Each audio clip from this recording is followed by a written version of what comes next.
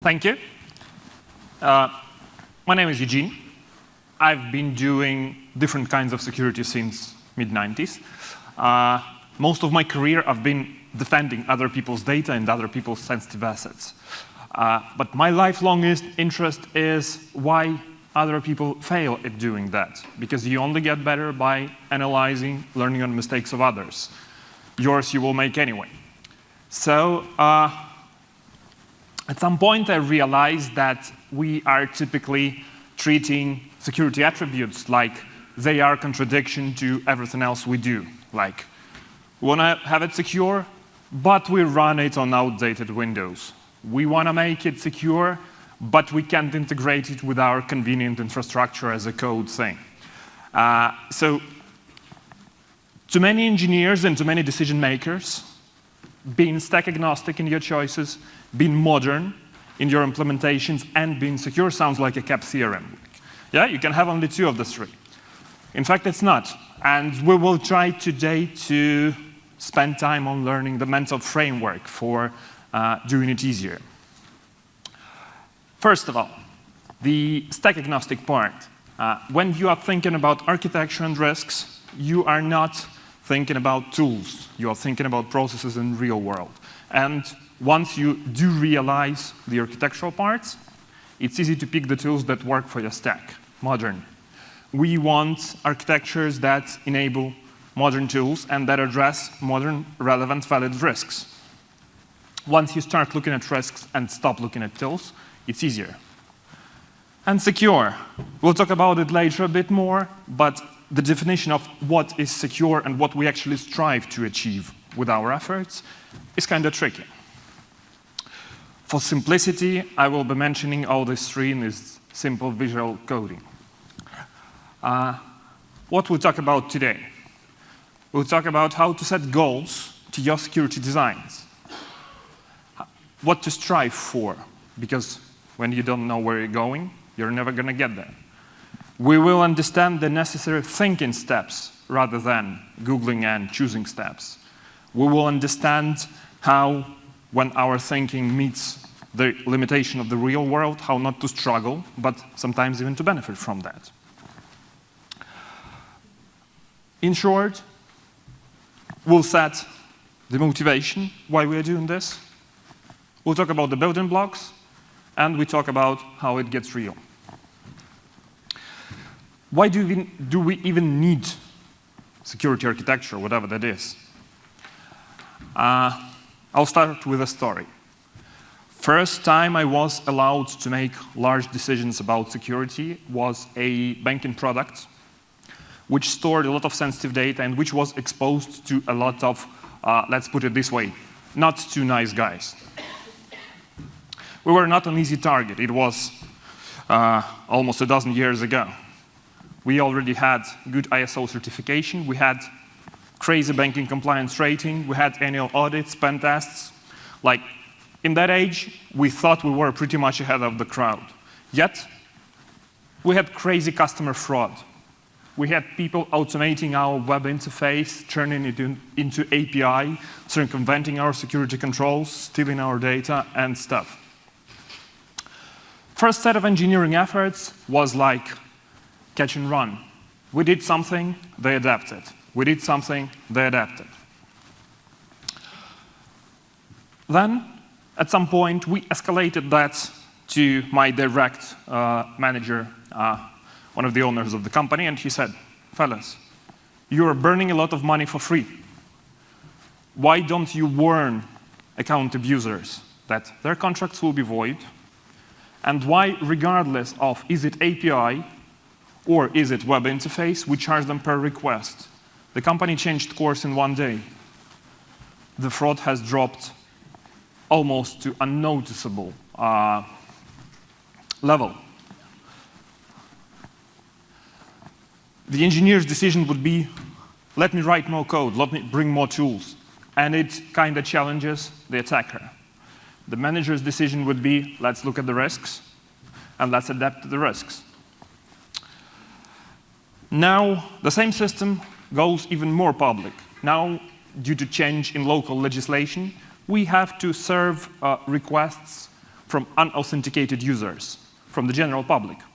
We store credit history records, and they have to be able to verify whether do we have something on them or not. It was the early days in my country. So what we did, the obvious stuff. We got to sanitize everything. The system was in PHP, so there was a lot of sanitization in place. We got to write tricky mod security configuration and stuff like that. Still, the attackers, now through open public front end, would be able to get some data, to even seize someone's account. There were a lot of problems. At this point, I was able to get intervention from the systems architect, who said, whoa, validation isn't a problem. We didn't have the 4-layer validation domain validation in place, but we'll have now. That instructed prepared statements, that instructed the module for materialized views in the database, and the injections from the public interface would be gone. Security engineers' decisions would be, do more stuff I know. Architect's decision would be, remove the cause which creates trouble. Now, we were small in a highly regulated market, and most of the people who could make a decision sat in one room. It was very easy. My interest for decades is how big, well-funded, nicely coordinated, quite compliant companies still fail. The list is celebrities, but come to think of it, large banking is covered with compliance.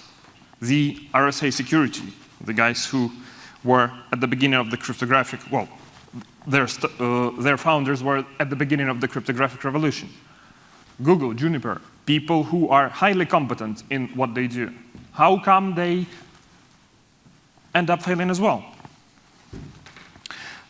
When I talked to my colleagues at larger companies, I heard the typical excuses, well, the big company is hard. Big infrastructure is really hard to manage, lots of processes. Now, nobody knew that this was even possible. How are we expected to protect from that? Someone even quoted the Fight Club quote, like, you're going to get hacked anyway. Exactly. Nobody in the end had the capability to say, okay, this is a systematic problem. We need to do something about that. Why? There are 3 directions we can go here. And humans are unpredictable, not that you can do anything about that. Technology is broken, well, we are gradually improving that, but it is given. However, poor design decisions in any given moment is something that you can improve. Why the design decisions are actually poor? Because most of the time we are thinking how to get this security goal done, how to get rid of this concern. We are addressing the symptom, not the cause. What? Because for most of us, even for some of us in the security industry, the security controls and security efforts themselves have negative business value. It doesn't bring new features, it doesn't improve your product, it doesn't make your users happier. It is frequently hard to understand, full with crazy lingo and tools which are built by aliens. It is confusing and contradictory, and it creates a lot of conflicts in your system designs. Unless, of course, you're employed in information security business, then it's really messy, impossible to grok, and totally confusing. Why? The issue is when you're doing something, you know it works or it doesn't. It meets certain criteria or it doesn't. In security, you never know if it's secure or not until it's broken. Then it's definitely not secure. In the military thinking, there is a simple framework of 4 types of knowing. There are things you know. There are things you know that you don't know, but you can know them. Like by reading, listening, talking to somebody, and so on. There are unknown knowns. There are things which you definitely are going to know someday. For example, the cause of somebody's death before it happens. However, you don't know it now.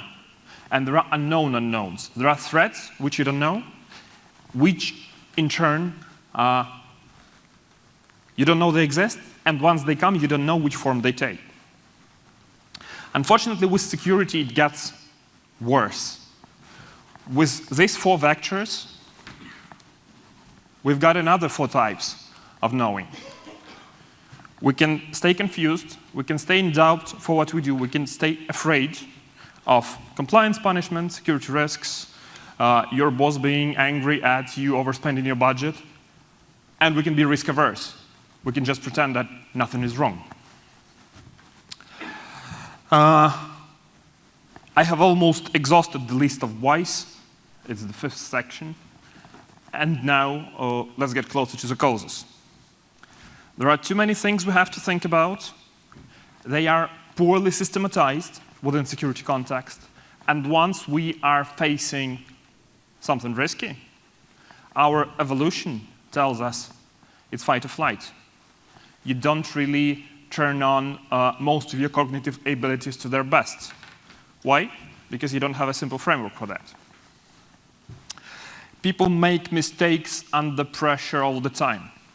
One of my favorite stories is why not most, that's not fair, why some of the people in high-profile banking who should understand risks really well get caught in adultery. Because cognitive skills are domain-specific, something you do in your office within certain narrow range of activities that doesn't translate to something else you do. Same thing with security. You can be a brilliant engineer, yet some of these skills simply shut down when you face uncertainty and risk. The remaining 35 minutes of this talk, we will be trying to give you mental models for your brain to simplify the picture and make decisions easier. Because otherwise, you're going to be like a hero of our story. Remember what I started with. We had 4 sets of decisions: manager, security engineer, software engineer, and system architect. These fellas could talk to each other easily. The questions are typical. What is bad for us? How to prevent that bad? What can we do under our narrow set of circumstances and technical capabilities? And what is the right way for this doing to be systematic, for it to exist and not to constrain anything else? What Google has learned out of Operation Aurora Bridge, they made the architectural conclusions about the access control. Instead of just tightening up the policy, doing some new tools, they redesigned the access control architecture for their employees. So when you are analyzing the root causes for security failures, you realize you quite quickly get to decisions in architecture. Why are we talking about architecture in security context? Because we want, under pressure, simple, understandable, and implementable system. We don't want a security policy which only 3 people in your company have read fully. We want a simple set of guiding principles, which do basically 2 things: prevent the damage and manage the risks in a way which doesn't burn your budget and doesn't constrain the growth of your business. So what it is a combination of security decisions, obvious, right? Which are focused on the actual risk your system is having, not the imaginary, not recommended by OWASP top 10, the actual risks. So you got to figure them out in a chosen manner, which means you should still have some choice in, I'm going to do it this way or that way, because otherwise this is not your architecture, this is prescribed way. While maintaining what is important for your business on a sound level. How to do that? There are 3 parts to this equation. One is understanding, managing, and minding the risks during your decision. Second is understanding and managing the attack surface. This is where you and your sensitive assets meet the world. And then in the end, balance trade-offs, because the first two bring quite a complex set of requirements. Before we do these three things, any security effort is like this door. It's not actually insecure. It nicely protects itself because it is tied to these concrete sticks on the sides of it. Let's talk about the risks a bit.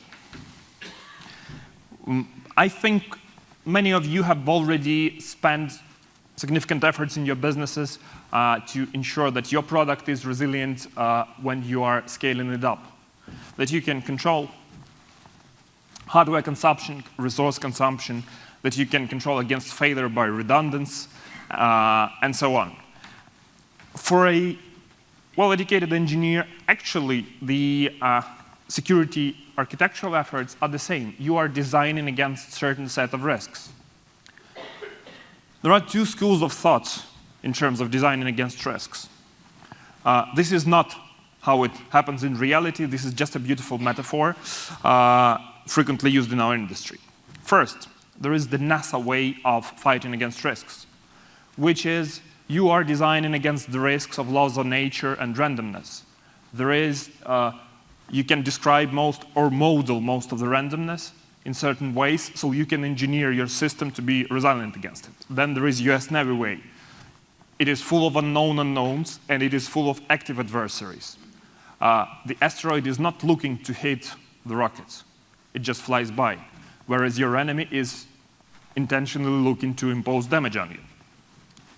Most of the security efforts fall closer to the second pole of it, whereas many scalability and redundancy efforts fall to the NASA way.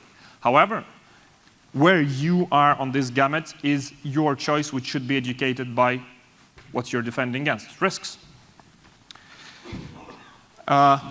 Risk management is an infinite effort, and even going a few circles around the snake is better than doing none. For the engineering decision-making, there are two facets of it which are important. You should be able to measure risks in numbers to compare and decide. Otherwise, that's just theory and shaking hands. You should be able, upon this decision, to manage them adequately to your infrastructure. The typical circle says we need to define what we accept. Are we accepting that, for example, somebody uncovers the new way to capture the radiation from your processor and record all states of every server in the world? Or we want to protect against that as well. Therein, identification, naming those risks, assessing how much your posture against those risks matches their severity. Treatment, choosing what you do. You want to mitigate, you want to ensure, you want to ignore, many things. Accept that level of risks which you produced are appropriate for you, and monitor them. But it's a long way. The easy is identify, measure, find adequate treatment. There are two questions which don't require huge formal frameworks. What is the most important to protect? What is the relationship of priority between things? Should we spend more time on this and that? There are 5 simple approaches. First 2 are quite simple, the rest are not so, which enable you to quantitatively decide this. In simple way, it's explained like this. The risk is proportional to 2 things: probability of something bad happening and probable damage if that bad happens. Measuring this allows you to prioritize. And if we are talking about probability of some event and your system processes millions of events an hour, probabilities start to look differently for you. Understanding the attack surface. So you've got your sensitive assets and you've got bad people outside. The attack surface is a thin blue line that separates one from another. It is any point in your product infrastructure or whatever which will affect, which will enable attackers to impose certain type of damage. Attack surface is actually helpful for you because it allows you to prioritize what is attack surface and what you should spend time protecting, and what you can simply ignore in context of a certain risk or certain asset. The typical attacker is looking for an asset for something for gain, directly or indirectly, whereas most engineers, me included in the past as well, sometimes in present, we think in servers. We are protecting systems. The attackers think in chains of servers, which enable them to get to certain goal. We think in lists of things we should do to think it's secure. Problem is, attackers optimize for results. Our activities are not prioritized by risk and are not optimized for optimal posture. That's unfair, because attacker has to do a few things right. We have to do most things right. It's easier when we systematically think about risk and attack surface to do that.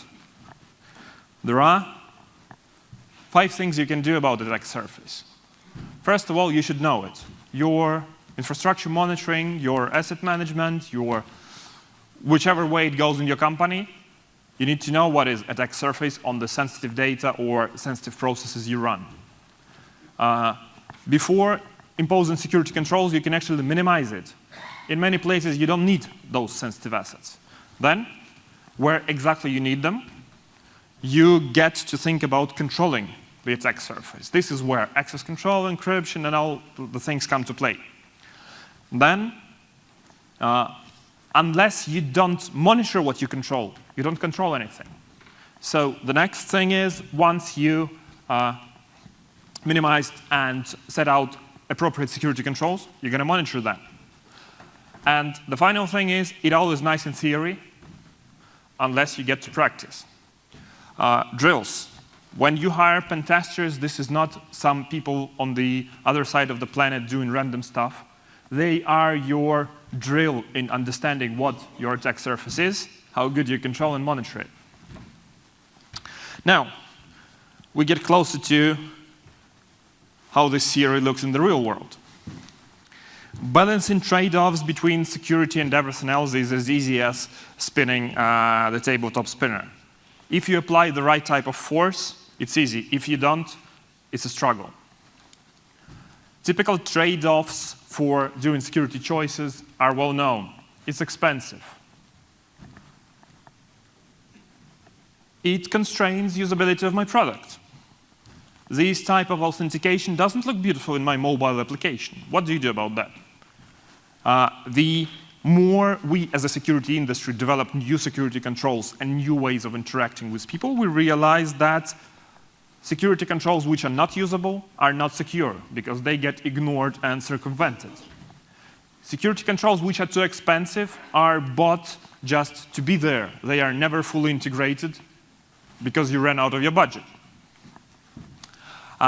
Security controls which impair maintainability, they are security preventers. Because if you prevent normal system administration operation of your infrastructure, DevOps, whatever, it's less manageable. And in the end, flexibility. Sometimes people fear that by doing this, I will end up becoming less flexible in my development. Which is partly true, but partly you have many choices done before you. So, recapping, if it's too expensive, you will not be able to afford to maintain it. If it constrains usability, the security control will be circumvented. If it constrains maintainability, it lowers the security of your system. You don't need that security control. And the only thing you sacrifice is a little bit of flexibility. This is not something versus something. This is pick your battles. This is pick what you care for and accept the rest, because perfection is unattainable. You just got to look out that whichever solutions you choose They are acceptable in terms of their risk impact. They're acceptable in terms of how do they alter your quality attributes or your non-functional requirements. And the practical part. When I was younger and when I was designing and building and sometimes breaking systems, within boundaries of laws, of course, I was always like, oh, this theory is nice, but I'm an engineer and the practice is what makes the difference. However, my goal for the next section is to illustrate how all the engineering is nice, but only by carefully thinking about what should we do and how, we do make the difference. Real world doesn't exist in nice boxes and lines. It doesn't exist in sweet functional specifications. It exists with its limitations, and it doesn't care whether they are beautiful for us or not. My growing into manager and growing into decision maker within security was accompanied by this quote all the time. I would tell to other people like, yeah, in theory it sounds good, but in practice it isn't. I come from the ground. I built systems, I broke systems. Then eventually I learned that this is true. However, when you look at everything through the lens of certain mental frameworks, your decisions land in the right place. The real attack surface of your business, of your product, of your infrastructure is always huge. You always end up having more to protect than what you've got. You've got too many technologies which are not covered properly by the security tools you buy or integrate. And the only thing that is not extremely big is your budget and amount of normal human hours you've got, because you've got life as well. One of our customers is a national power grid. So the people who coordinate transmission of commands and the actual electricity between generation and consumption. This is quite a critical business for certain reasons, and these folks are quite afraid of getting the control signals hijacked, getting the monitoring signals hijacked. There are good reasons for that. Historically, these people lived off assumption that we live in a separate physical world. Our operational technology infrastructure doesn't get connected to our IT infrastructure, so we're good. And then most of the power grids around the world still operate equipment that is older than me. So it's not fairly easy to plug Ethernet cable there. You might be really lucky if you end up having a couple of contact pairs to extract something to an RS-232 port. So, getting closer to the context. These large nations-wide power grid is compliant to old legacy standards. Yet, small part of it, privately owned, should comply to European regulations because it is a part of European balancing agreement. And both of them have to monitor hundreds of devices which emit hundreds of telemetry signals. How do you think? How different are they with a totally different set of demands? How different are they in their choices of tools and choices of trade? They're not. In the end, they are much more constrained by what they run on. They are much less constrained by what they try to comply to. So what happens in real world is we had to find the sweet spot of compromise, not within compliance requirements and procedures, but within the technical standards which enable power equipment to emit, this is what I'm consuming, this is what I'm producing, this is the mode I'm working in. So the sweet intersection of compatibility turned out to be data. not anything else. Sometimes you have to step down until you find the place where this compromise exists. The other one is quite recent. It is a customer of ours have inquired, like, hey guys, I've got an issue. My auditors have requested me to increase the coverage of my security monitoring system. It should cover more systems for whatever reason. Yet I've got only 3 people, and yet I can't even pass some of this login data to my CM system. What do I do? Instead of going and selling some of our stuff that could help in this case, at least in secure aggregation of the data, we said, listen, the easiest way to have more hands and to define what you do need to cover with your security monitoring is to revise the risk model, see whether what you are monitoring actually fits your risk model. Should you even monitor that in the first place? 3 simple rules on the firewall ended up eliminating something like half a gigabyte of logs a day. 3 simple rules just removed part of the attack surface, which stopped being a priority target for security monitoring. Managing attack surface allows you to prioritize. After you have narrowed it, you still need to prioritize within it. You still need to choose things which you can control, things which you can only monitor, and things which you have to accept. Once you hit the tools level with your decisions, you get into trouble. Because what you expect mentally is, what is the best way to secure this? The best way doesn't exist, because the definition of secure is hazy. What is secure? Ultimate security is when your server is turned off and hidden in the basement and covered with half a kilometer concrete for no physical being to be able to steal it. The definition of provably secure, which is very popular in my industry, in cryptography, which is like, we've got security proofs, is actually we ascend our assumptions to some core assumption behind the whole thing. Another speaker at Security Track will talk about how quantum computing challenges some of the core assumptions of cryptography and which new assumptions we need to make new provably secure systems. 99% of the things we do is raising the bar from it's insecure, which is easy to know, to probably it's more secure.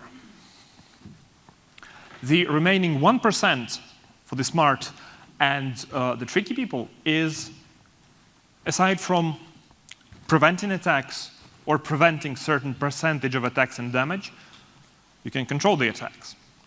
You can direct the intruders in a certain direction.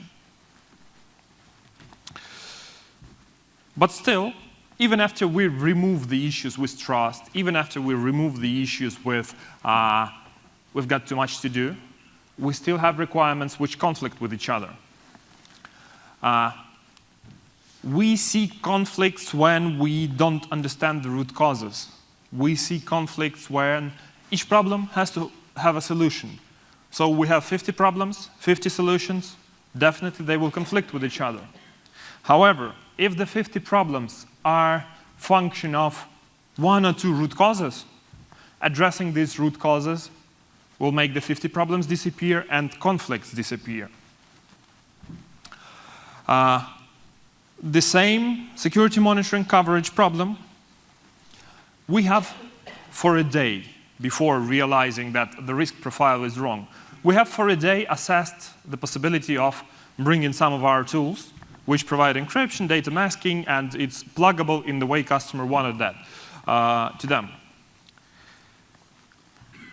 We found a very tricky requirement. Whatever is the login system, it should prevent data leakage through audit logs. How do you even do that? As it turns out, it is a typical organizational scar where previously some auditors have found personal data in the audit logs, unsanitized or untokenized properly, and said, you shouldn't be doing that. And organization tries hard not to do that without understanding the nature of the issue.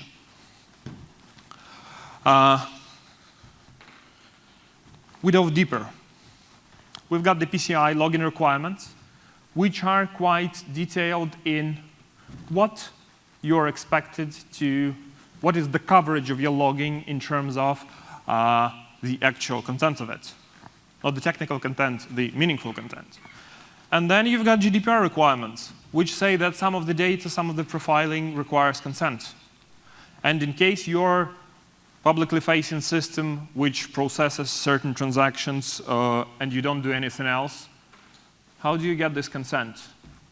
In some cases, legal is the answer. In some cases, it's not.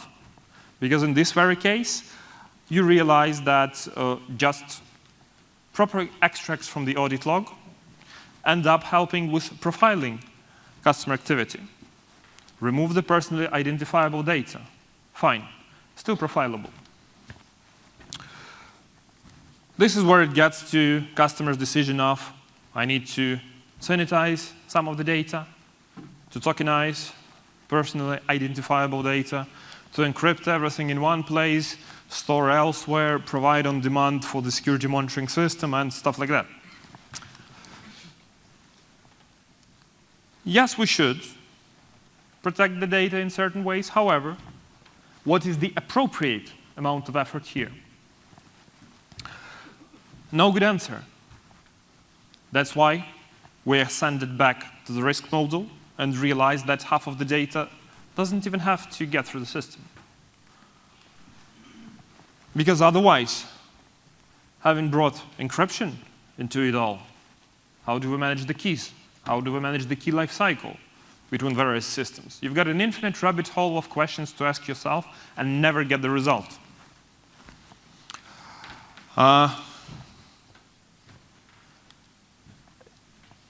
Good security architecture is as much a framework for how to choose what to do as a framework for how not to do things and how to recognize things that you don't have to do. Before doing the 3 steps of understanding the risks, understanding and managing the attack surface, and understanding the ways you can balance trade-offs for your system, it's still too early to think about the tools. It's still too early to compare their attributes. And they increase attack surface because, as I said before, logs in a security monitoring system could leak the data. And they increase operational burden and complexity. The human time, which could have been spent on doing what is actually appropriate for your risk profile. This amazing picture outlines a lot of enterprise. It didn't even fit the 16 to 9 proportion. A lot of amazing security tools the market has to offer. However, all of them are extremely efficient and bring a lot of joy when you use them and play with them, when you understand why in the first place you're having this in your hands.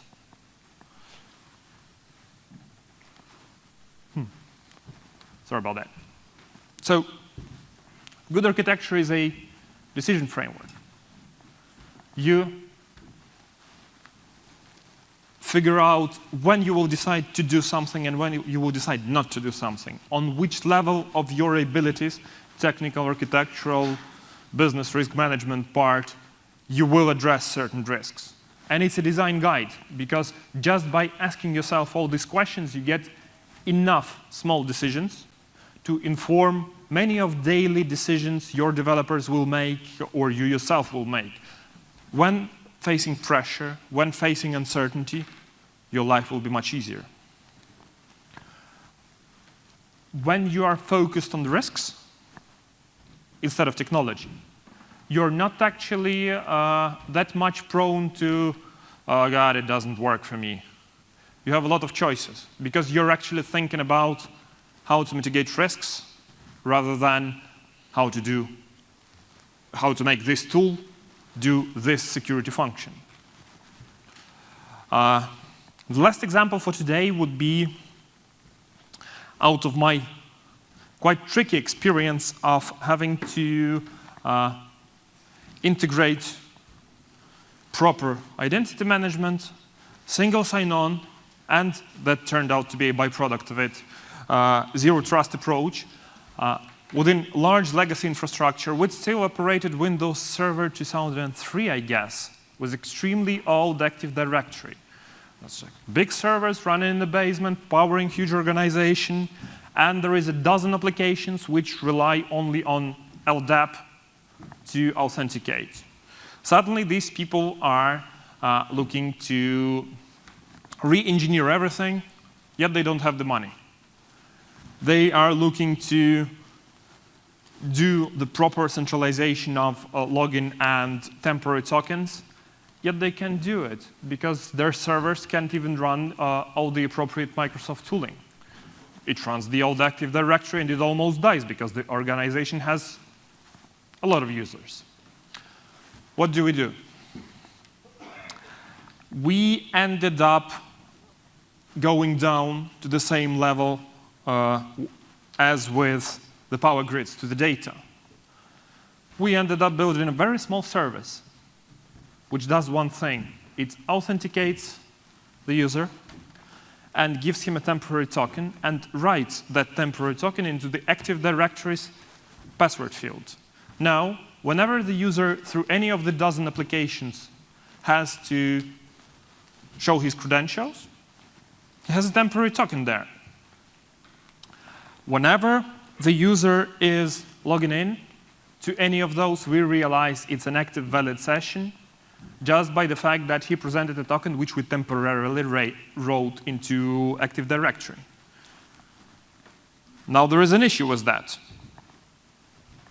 We suddenly see that this service shouldn't really be accepting passwords in the first place because it's new code, problem number one. It involves changing clients who are not too trustworthy. And we don't want to have replay attacks where simple authentication exchange would end up being repeated by attacker to generate new temporary token. Solution: there are each day more and more, but at that point there are not so many. There are interactive cryptographic protocols which enable you to confirm that the other party has the secret without revealing it. We add it to the mix, and we get simple, bare bones, it was like a few hundred lines of code, service, which doesn't leak credentials, avoids replay attacks, avoids overloading the Active Directory server, doesn't change the load pattern of the Active Directory server and makes the Windows admins happy. And there is a nice bonus to that.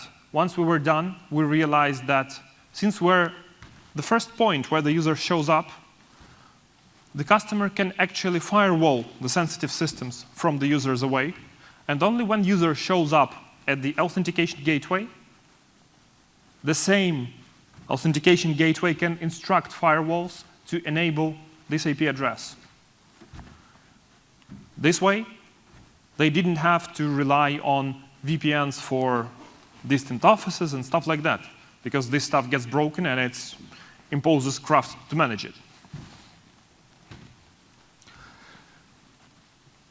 Having looked at different directions your thought might take in practice based on this framework, I still would like you to take away not the shiny examples of, oh, this weird dude integrated weird stuff into weird stuff and it worked. That's not the goal of the story. What I would like you to take away is a thought that if you're facing designing requirements and coming up with the new security regiment for your company or your business, This combination of security decisions that focuses on actual risks and focuses on not breaking your quality attributes is the #1 thing you should have. You should just simplify your choice. In the beginning, we've set out a number of goals for ourselves. We wanted our systems to be secure. Both three efforts increase security and make it more relevant, as we've discussed. We wanted our systems to be modern. Balancing trade-offs and understanding the actual attack surface allows you to use modern tools. We wanted it to be more, stack agnostic. Proper risk management doesn't care about your operating system. Proper risk management cares about where are the problems and what are the solutions. Attack surface management is all about what is present within the risk profile, not which connection protocol it runs. You want to design against risks.